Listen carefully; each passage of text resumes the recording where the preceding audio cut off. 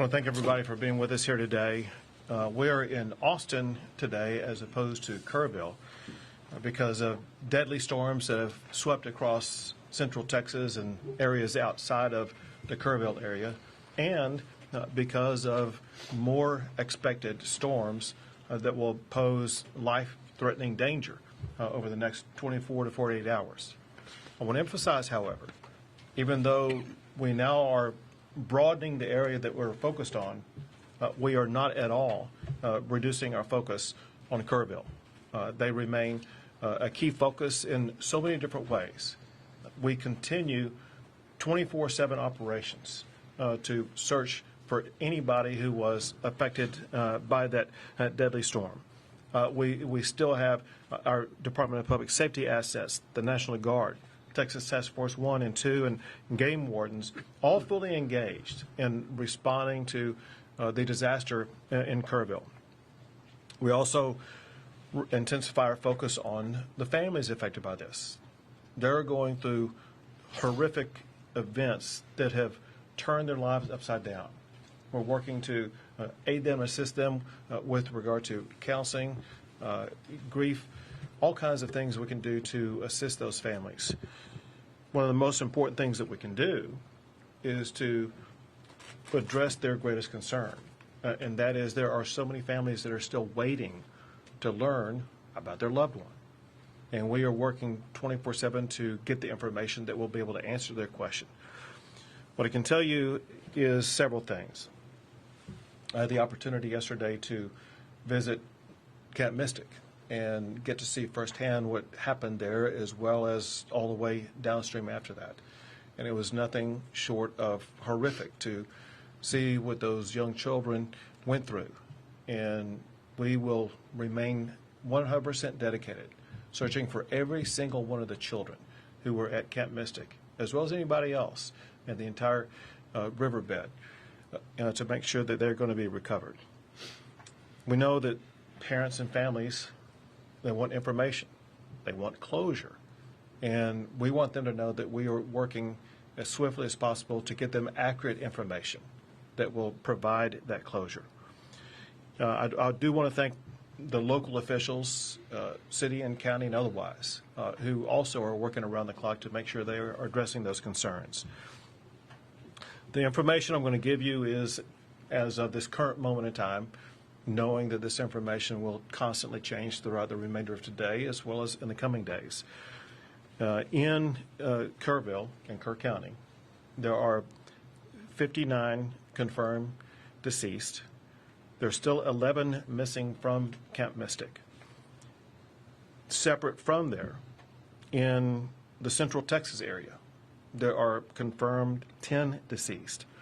And across the state, in all the areas affected by flooding, there are 41 known missing. It's important to emphasize this, especially in the Kerrville area. There were so many people who were just camping out, not children in camps, but adults camping out near the river, people in RVs and things like that. There are people who are missing who are not on the known confirmed missing because we don't yet know who they are. We will maintain our ongoing search throughout the entire river system to find anybody who may be missing.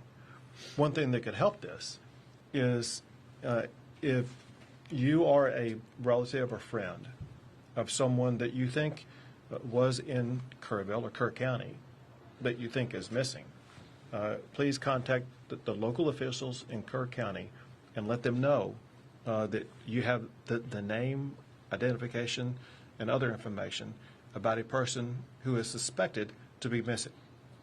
If, however, you don't have confirmed information about that and you're making phone calls, you are slowing down the process of the first responders being able to respond to those who are clearly identified as missing.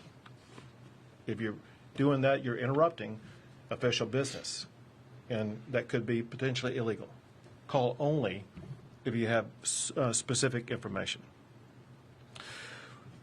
While we continue the search process in Kerr County, we are now also beginning the process of responding to the disaster that took place. Includes things like debris removal. Anybody who's seen any images whatsoever in the Kerr County area, you know there's debris all over the place that makes roads impassable, that makes reconstruction projects unachievable, that makes search process more difficult. And the state and local governments are working now on that debris removal process. That process is improved because of President Trump's swift declaration of our major disaster declaration. He ensured in less than 24 hours that major disaster declaration was approved, ensuring that state and local governments are going to have more resources to be able to respond to that disaster, more resources to begin the debris removal, more resources to help individuals who've been impacted by this, as well as local governments that have been impacted by this. Bottom line is this, and that is the swift and very robust action by President Trump is an extraordinary help to our response. I also want to thank Homeland Security Secretary Kristi Noem, with whom I spent the day yesterday in Kerr County. I've been doing this a long time, and I've never seen anybody as responsive and as quickly in her response as what she was yesterday. She didn't wait to get back to us. She was able to, in a matter of minutes, get answers to very important demands. And on behalf of the state of Texas, we cannot thank her or the Trump administration enough. I've also been in contact with, and people reached out from Secretary Kennedy, Secretary Burgum, and others that in the entire administration are a tremendous help. I also want to add that there are governors across the country that have been in contact with either myself or with Chief Nim Kidd or state agencies offering their assistance, including Sarah Huckabee Sanders, the governor of Arkansas, Kim Reynolds, the governor of Iowa, Jim Pillen, the governor of Nebraska, Bill Lee, the governor of Tennessee, Glenn Youngkin, the governor of Virginia, Josh Shapiro, the governor of Pennsylvania, the governor of the state of Oklahoma, and Governor Landry in Louisiana. And again, I'm sorry if I missed some. I know there's others that are constantly reaching out. We're here, as I mentioned, in Austin today because there have been lives lost in this greater region. And importantly, there are dangers over the next 24 to 48 hours that could pose public safety threats to people in these regions. There is heavy rainfall that's already occurred, and there's more heavy rainfall that's expected that will lead to potential flash flooding broadly in these regions: the Big Country, Concho Valley, Central Texas, and once again, Kerrville. The point is this: if you're in any of those regions, you need to realize, for one, you're in an area with land that's already saturated with water. But for another, that when more water comes down, it could lead to rapid flash flooding events.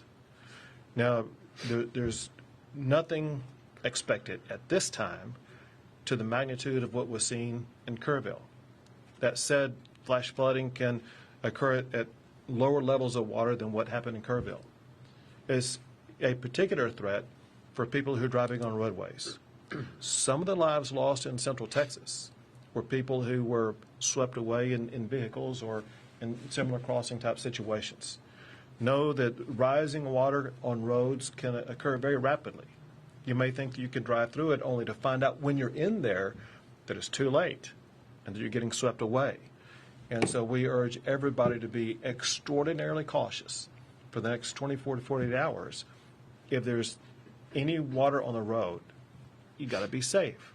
There's an old saying for a reason, because it's true, and that is, turn around, don't drown. You don't need to get from point A to point B if it's going to risk your life. Your job, the most important thing you can do, is to protect your lives. And taking a step back, for all of us up here, that's our number one job. We put public safety first, and we'll worry about the physical damage second. There are still public safety issues and lives to be saved in Kerr County. There are lives to be saved in all these regions that I just mentioned here. We want our fellow Texans to be safe and secure, and you can do more about that yourself than anybody else can. With that, I will, pass it to you, Colonel. Yes, sir. Colonel Freeman Martin of the Texas Department of Public Safety. It's been a tough 3 days for Texans, and I can assure you here at this table today that everything that can be done is being done. Currently, we have operations going on in several different counties. Williamson County had 3 people missing. They recovered 1, 2 are still missing. Ongoing searching. Burnett County is missing, 2 people missing. The fire chief and a 17-year-old female. The Department of Public Safety is offering any and every resource that we have to help with those searches, whether it be boat teams, rescue, divers, helicopters, drone operators, drones. So there's a lot of work being done. The governor's very accurate. The ground is saturated, so now a little bit of rainfall and watershed can cause issues. Williamson County is well aware of that. The ground was saturated. They knew that it had issues, and they evacuated neighborhoods, which saved lives. All that being done, they still have 3 that were washed away. I'll touch on Kerr County. We have about 230 DPS personnel assigned to Kerr County, and everybody thinks about search and rescue and what we're doing. There's a lot of stuff going on. We're filling every gap, and first off, this is nothing negative about Kerr County. They've got a very good sheriff. Their fire chief is exceptional. Their police chief is exceptional. Everybody's working together. The outpouring of support, there's a lot of volunteers. There's a lot of good stuff going on, but there's a lot of there's just a huge need, and it's a large area. So we're providing 18 tactical marine units with boats. We've got 65 CID personnel assigned, over 230 in total. 11 Texas Rangers, 28 from our Special Operations Group, our SWAT guys. In addition to that, we've got 9 helicopters with tactical flight officers. We're providing cell towers and trying to solve the issues with the radio communications and their cell phone communications. We've provided communications operators to embed with them to handle 911 calls and handle calls with concerned family members. Dealing with the families of these missing individuals, there's no higher priority for us than finding those children. We've assigned commissioned personnel and victim service personnel to the family that are working with, they're with them 24/7, can answer or address any needs that they have and get them any information they have. This is tough work, recovering them. So we have victim service personnel there to work with officers that are conducting the search operations additionally. We have some unidentified individuals at the funeral home, adults and juveniles. The Texas Rangers are collecting DNA from family members and from the deceased victims, and we're flying those to the University of North Texas in Dallas, and we will have answers with rapid DNA in hours, not days, to get some closure and information back to these families. We have, in the last couple of days, an outpouring of support from our federal partners, DEA, HSI, and FBI. We've embedded them with our search and rescue teams. This is tough work. It's hot. They're in the mud. They're removing debris. There's snakes. There's water moccasins. This is God's work that they're doing. So, you know, the top priority is the family and the victims. Pray for them, but throw our first responders in there because there's a lot of good work going on.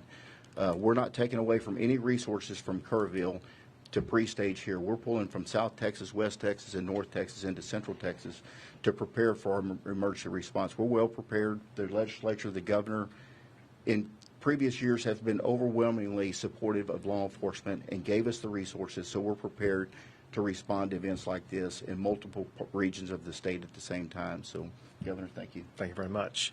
Now, General Seltzer with the Texas National Guard. Good afternoon. The Texas Military Department remains decisively engaged across the flood operations area. Our current force composition, we have 230 personnel operating.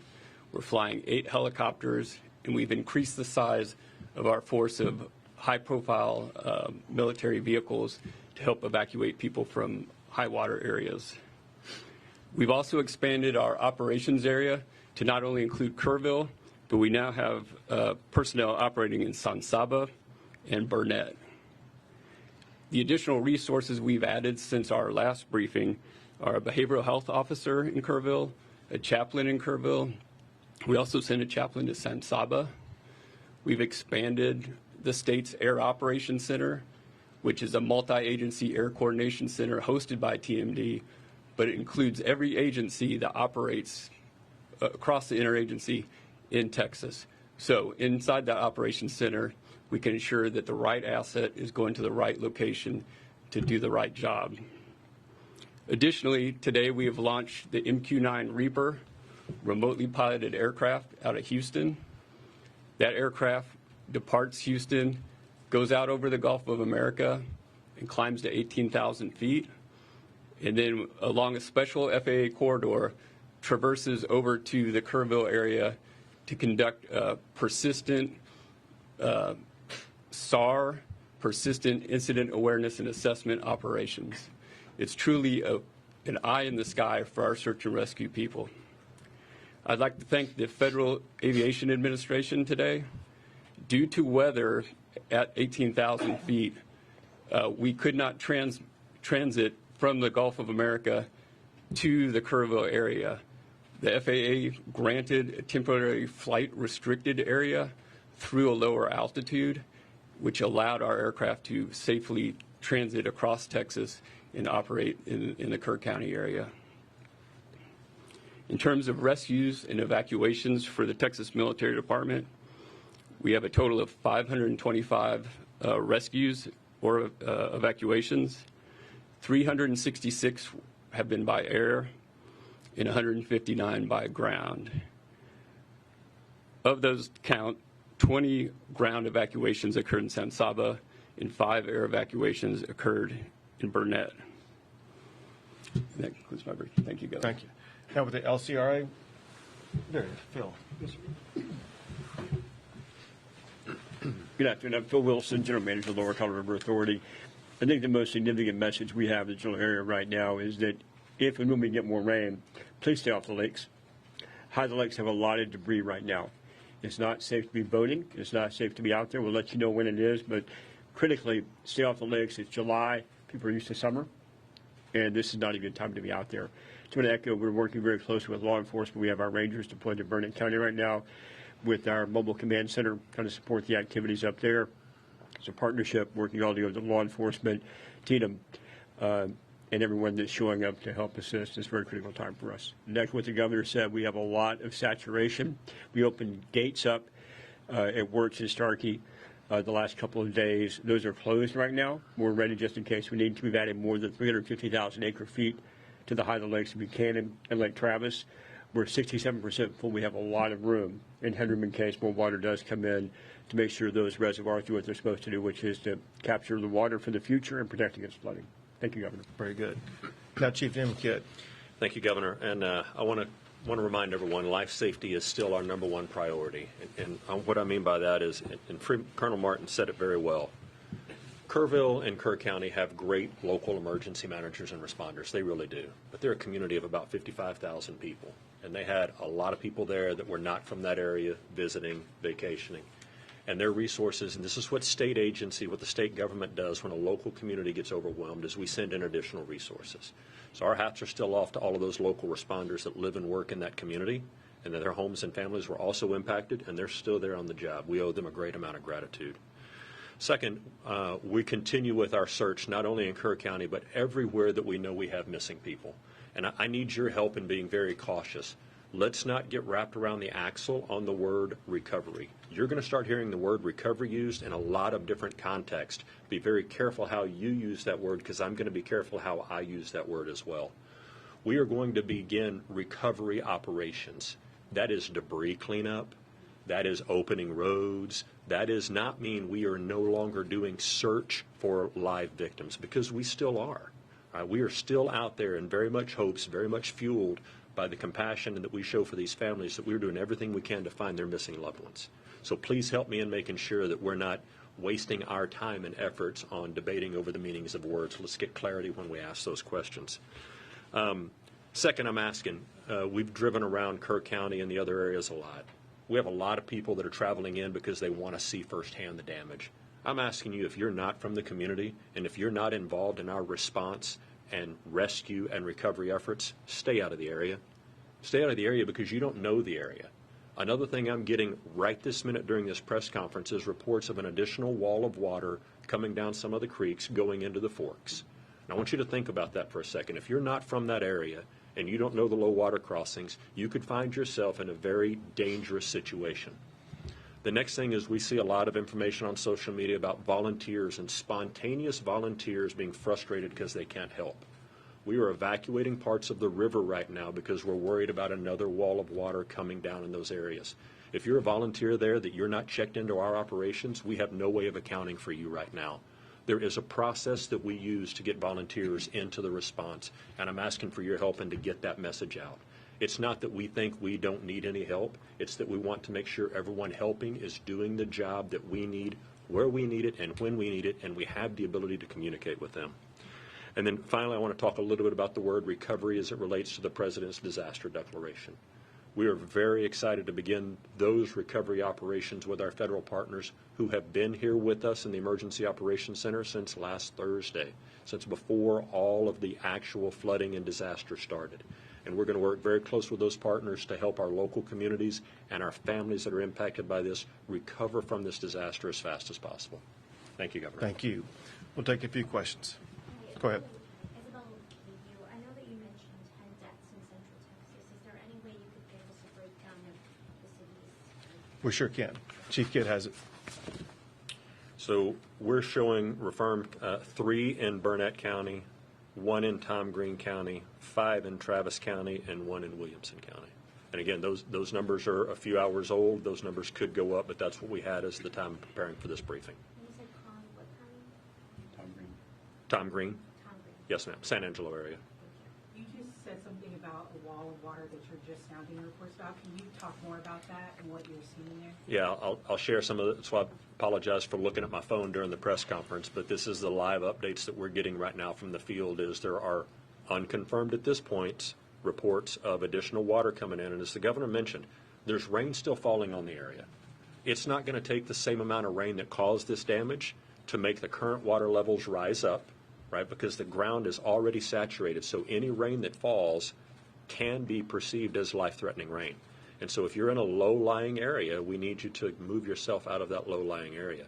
We've got DPS aircraft that are flying up to try to find this wall of water right now, and the people in the reported areas, again, unconfirmed, that are on our communication systems, we're asking them to get out of the water and out of the way so that we don't wind up having to do additional rescues. Governor Go ahead. Alabama, CBS Austin, you had mentioned that there are dozens of Central Texans missing.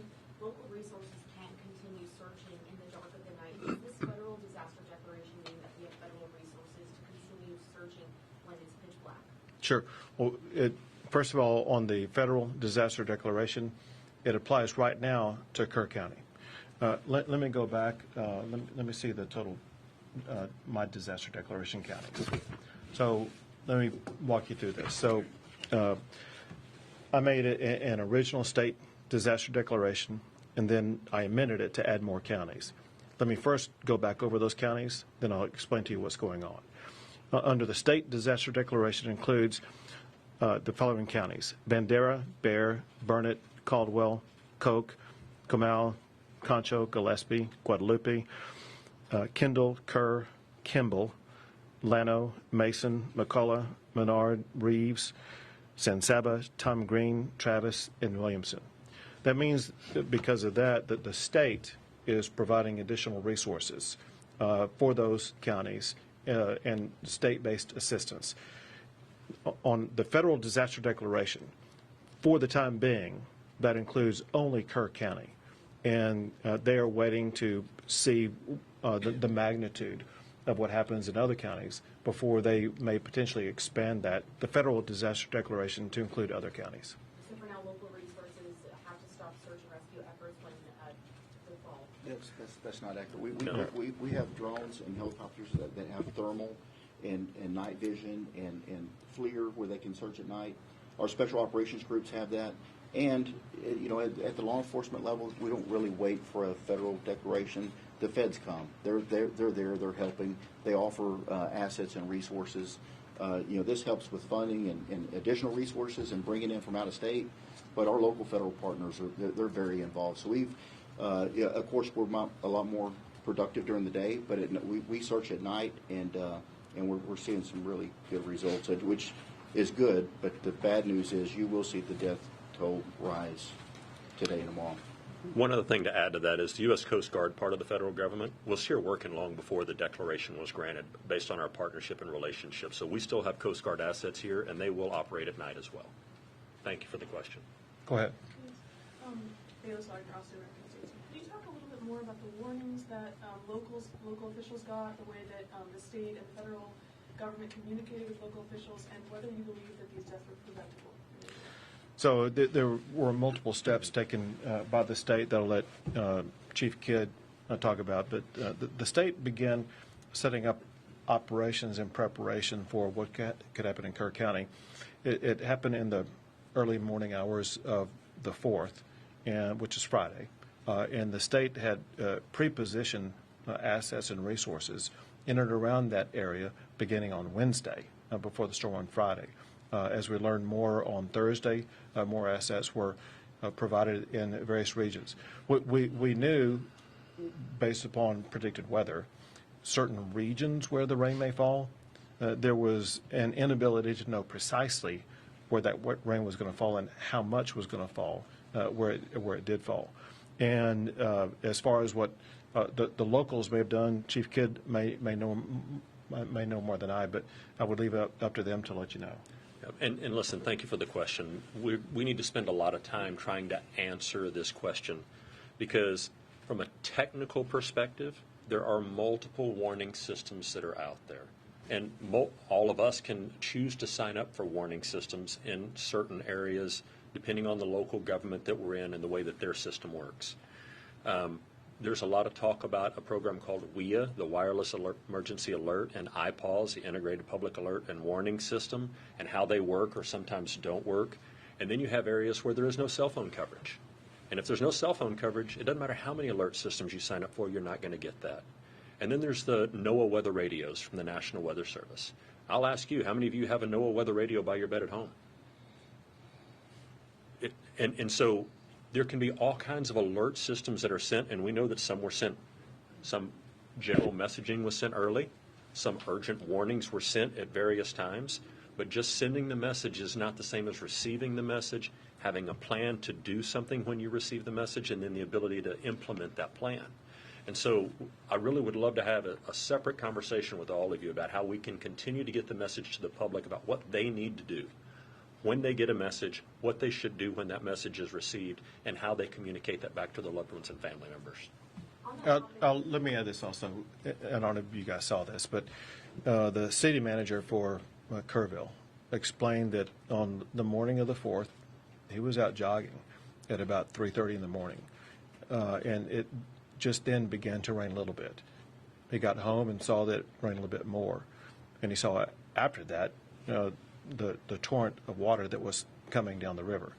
And the point that he made was that by the moment in time when they knew the magnitude of the water, it's a difficult decision whether or not to begin evacuating people or not, because if you have a warning telling everybody to evacuate, you could actually lead them to their death. We know that some deaths in Kerrville were people who died who got swept away who were trying to evacuate. And so local officials know the best about the terrain, about the danger spots and things like that, about who might be able to evacuate, those that would just be getting into a more dangerous situation.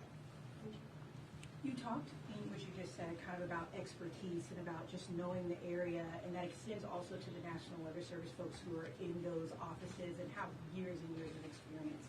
There are currently 6 vacancies in the local, the National Weather Service office that cover Kerr County. What is your perspective on how that could have impacted the warnings that you all were able to get and how accurate the information you all were able to get? So I know nothing about the staffing. What I do know is what they put out. And it's my understanding that what they put out was kind of the information that the state was operating off of, and that is that there were alerts or warnings about heavy rain, potential for flash flooding in certain areas.